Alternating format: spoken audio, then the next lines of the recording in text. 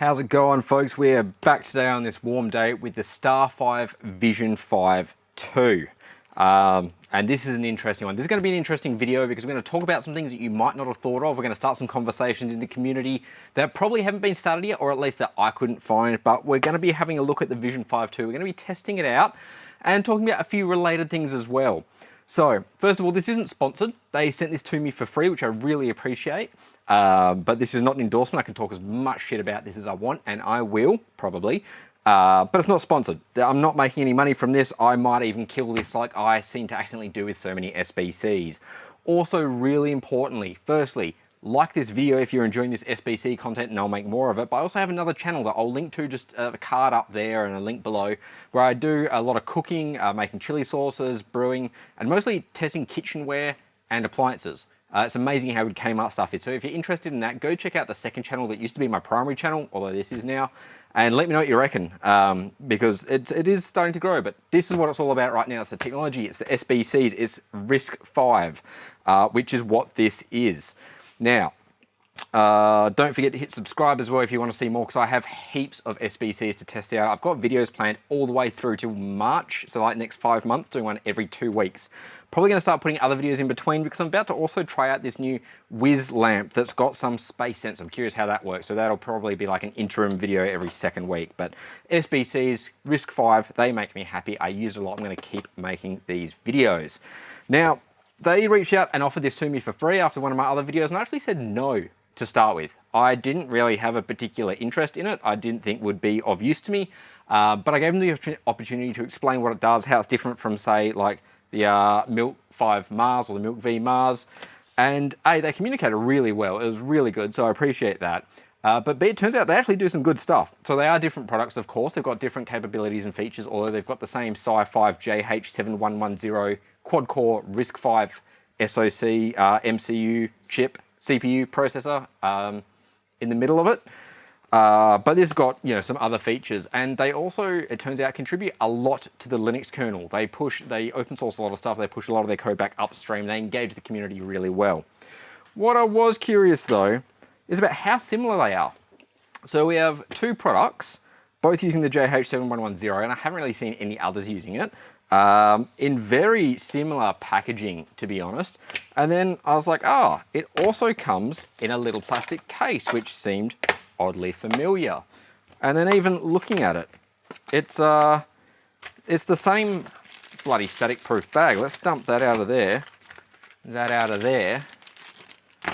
And I mean, this is pretty common stuff, but even these containers are much the same. So I'm wondering, with the similarities in the packaging, the containers, the CPU, everything like that, are these actually made by the same company? And this is like their new branding, the user-facing stuff, and this is their more kind of industrial, raw stuff? I mean, both great products, but with targeting different markets. I'm curious. I could ask them, but I'd love to know what you think in the comments. Like, can you find any evidence that they are related entities or evidence against it? Let me know. I'm super curious. And eventually I'll just ask them. They seem like really honest, nice people anyway. So, you know, bit of fun there for us.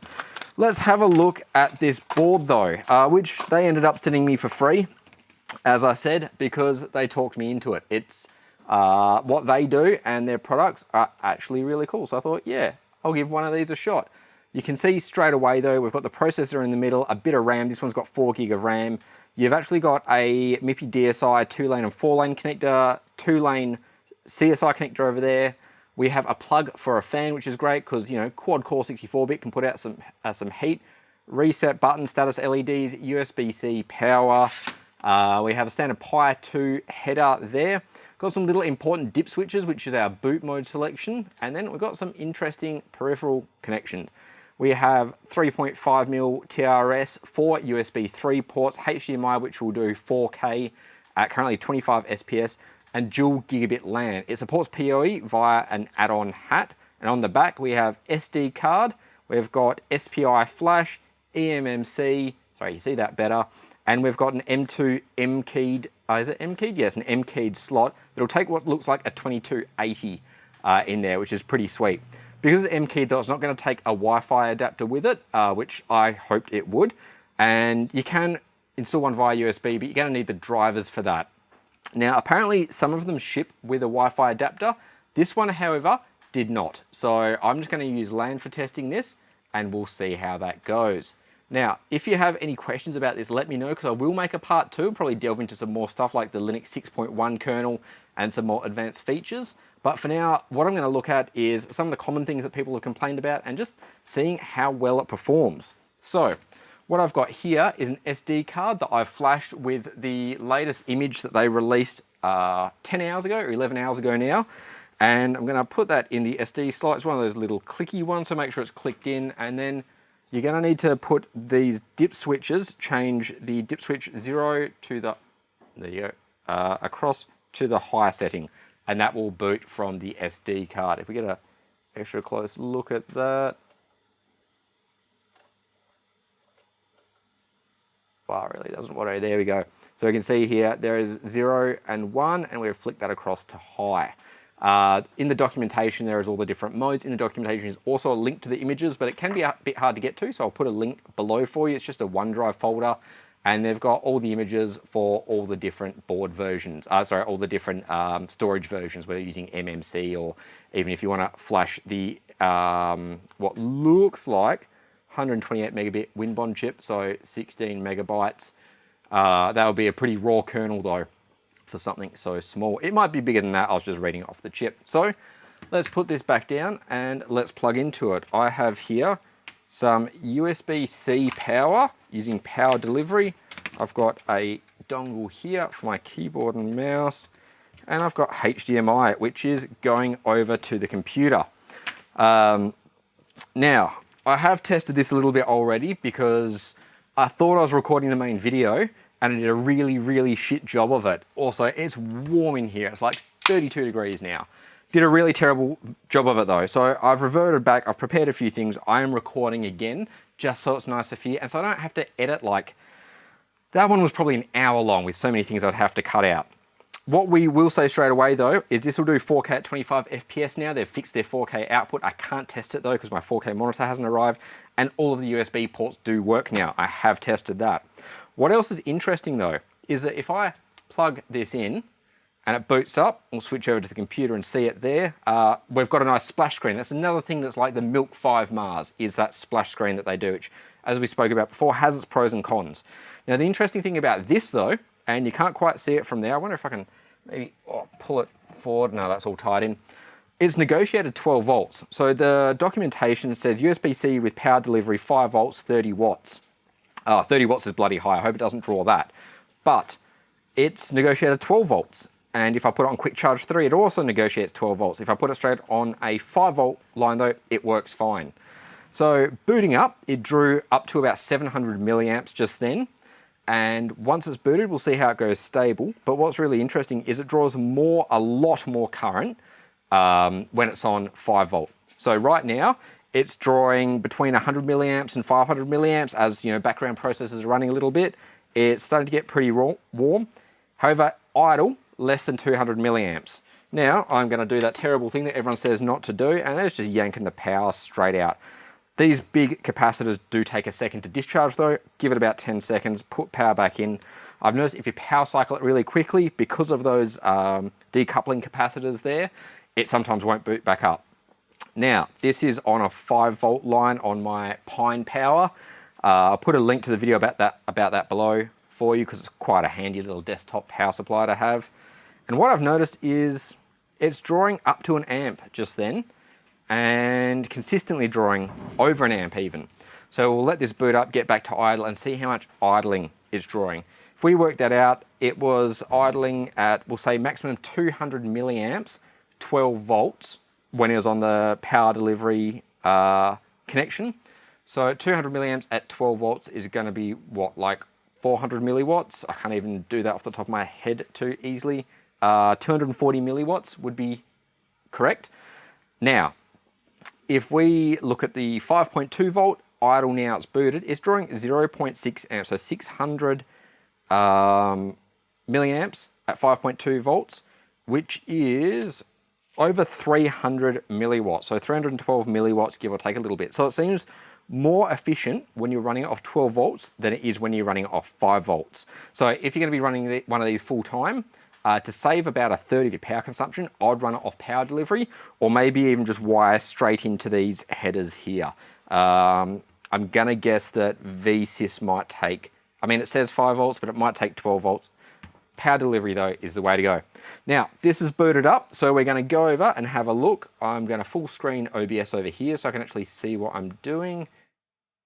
And let's skip the GUI to start with. Let's go over to the terminal here. The login is user with StarFive.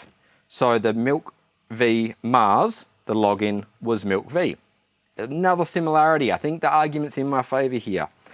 Sudo su, excellent. It's got sudo built in, which is very handy.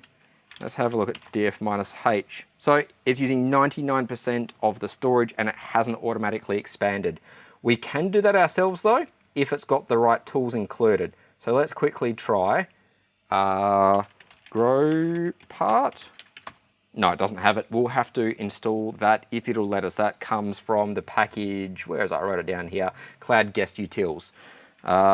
Next, we'll have a look at cat proc CPU info. So there's your 4 cores, 4 SiFive cores with the SV39 core architecture that they have. It's a RISC-V 64-bit ISA, as we talked about, with the IMA FDC capabilities. What else have we got on here? They sent me the 4 gig version. It's only using 392 meg of RAM, and I mean, a fair bit of that looks like it's going to be buffers a cache, so that's actually pretty good. The overheads are really low. The load averages are really low as well, so it's not being overworked right now. It is getting pretty warm though, so we're going to run Geekbench twice and see how it performs with and without a heatsink on there. That all looks pretty good though, and that first boot was fairly quick. Let's time a first boot again. Actually, you know what, when I edit that, I'll just put a counter on there so we can see how long that took, because I was yapping over the top. What we want to do now though is get network interface into it. So if we plug that in there, we'll be able to try a few different things, and we'll go back to our desktop environment. Log in.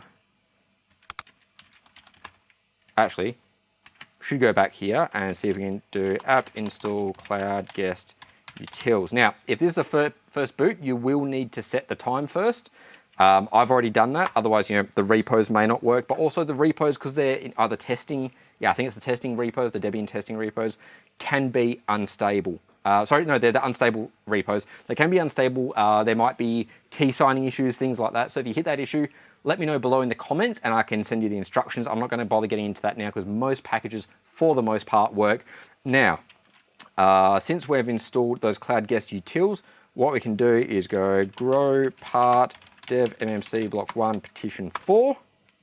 There we go, that's expanded, and then we should be able to just do an online resize 2ff dev mmc block 1p4. Note that they do have slightly different arguments that they take there. You need to space partition in that first one for grow part. Now if we do df-h, there we go, plenty of room free, which is what we want. Next up, now that we've expanded, is probably the use cases. This would be really good, I reckon, for running Home Assistant.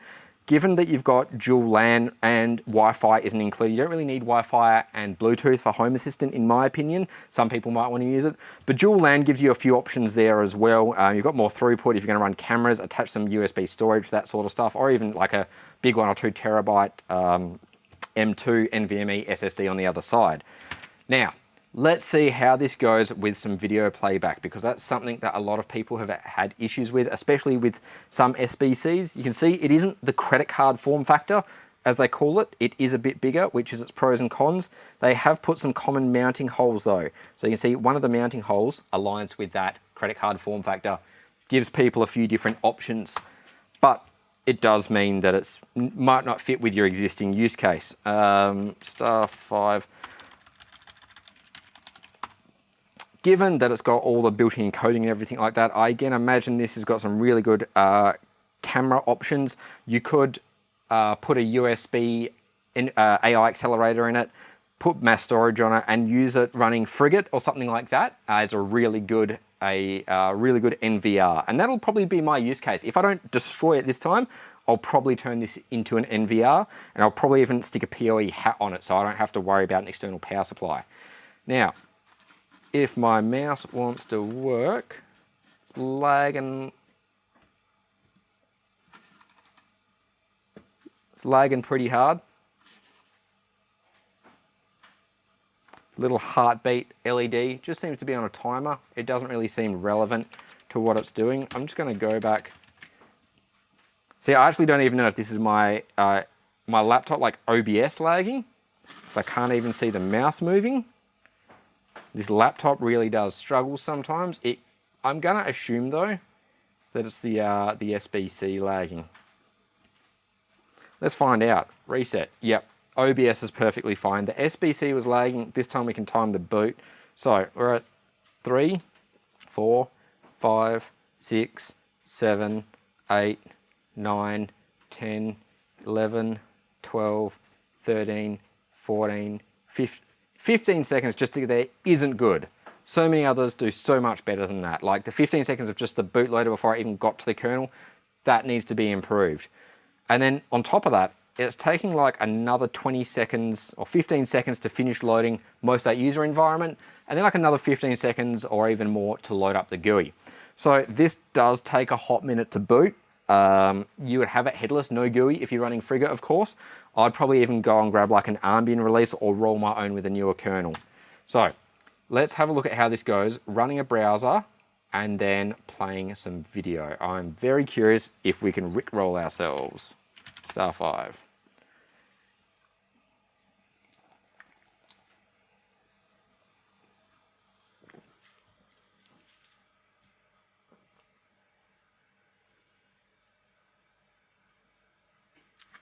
All right, it's booted up. It does take a while. Firefox is probably going to take a while to load as well. Now, that is going to be partially a limitation of this SD card. It is just a cheap Lexar 32 gig 633X, whatever that means, cheap SD card. It's not fast. That will affect things like Firefox loading. It would affect the boot a little bit, but that bootloader at the very start had nothing to do with the SD card, or at least minimal to do with the SD card. What I might do in the next video is flash some eMMC. I've got a few modules there, put an 8 or a 16 gig eMMC on it, see if it boots any differently. Having trouble getting your pages back. Didn't know I had any pages open. Let's get the YouTubes, as I painfully hear some people say sometimes. Pardon how windy it is here. It's an interesting start to summer, and it means there's a lot of noise going on.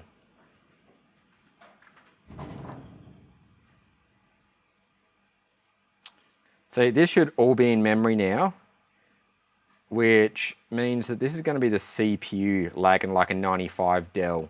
It's not going to be the SD card.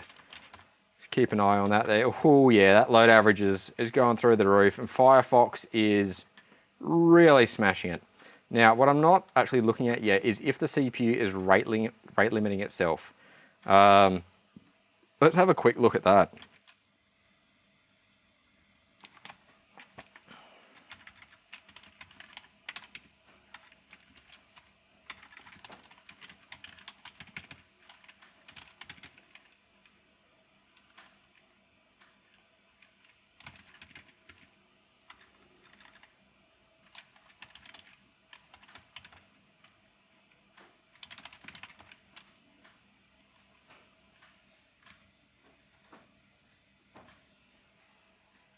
All right, apparently we can't for some reason, which is really interesting. Whatever, let's never gonna give you up. See if this can do it, and whilst that is struggling, let's quickly grab the top-down thermal camera and just see how hot this thing is getting.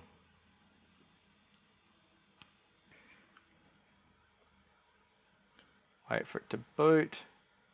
There we go, now we can see the board is wicking away a lot of that heat, sitting at about 60 degrees. 62 on the bottom. Jesus, that is warm. So yeah, that's definitely going to have a bit of an impact on it.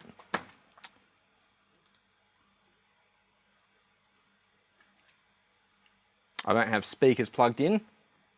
That is not a bad thing though, and I don't think I'm capturing the audio from this, but you'll find out when you're watching it.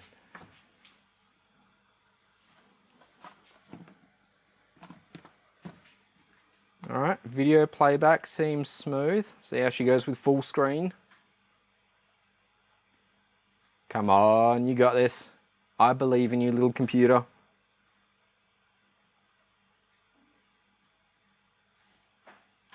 Excellent. That's actually looking really good. Let's bump the quality up a little bit. It's doing lag. 1440 doesn't really count for much as far as decoding goes, does it? Let's try 1080.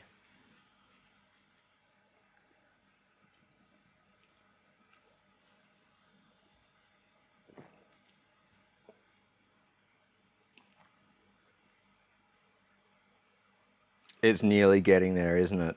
It is so nearly getting there.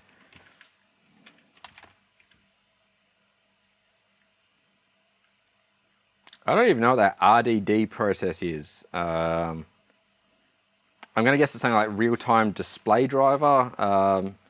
Yeah, this is hurting itself though. Let's do it a pretty good favor. Quit Firefox. Let it start to cool down a little bit. We're going to run Geekbench, which I've already downloaded and extracted in some other folder. That was in home user, it should be. There we go. Also, that just kills me. That is far better. Now, if we go back into that, where are we? Home user, Geekbench, and we'll run this again. So, hold tight.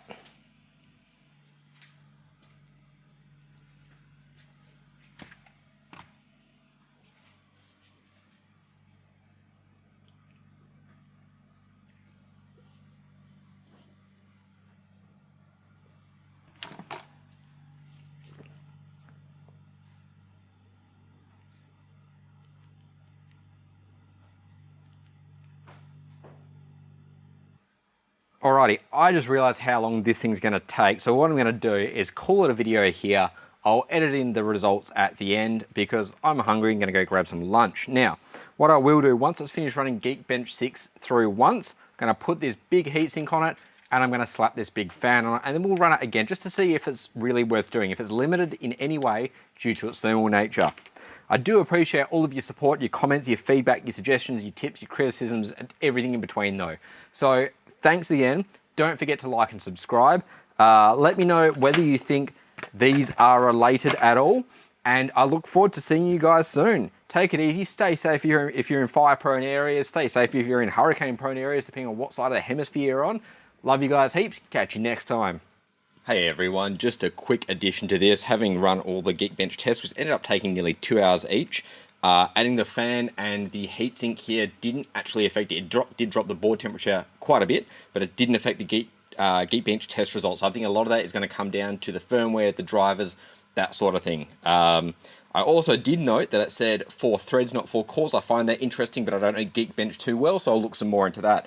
The next video, when we do a part 2 about this, we've covered some of the things we're going to test, but we'll test out the new 6.1 kernel if I can. We'll try the boot time with an SSD and some other storage. I should have a 4K screen by then, so we can try that out too. See if we can get some Wi-Fi going of some sort, like how easy is it to actually get Wi-Fi going, or what Wi-Fi drivers are included with it. And we'll do another benchmark. If we get the new kernel and better storage going, we'll benchmark it again, see if that makes any difference whatsoever. So for now, unfortunately, don't hold your breath for RISC-V being up to scratch with ARM, but it is coming a long way really fast. These guys are making good product, and thank you to them for sending me one to test out. I will continue to use this. Like I said, it's probably going to end up being an NVR because I think it's excellent for that. That about covers it for now, but leave all those questions below. Let me know anything else you want to see and what your thoughts are. I love for the feedback. Don't forget to have a look at that other channel that I mentioned at the start, my cooking and appliances channel. Like, subscribe, all those sorts of things, and I'll see you then. Cheers.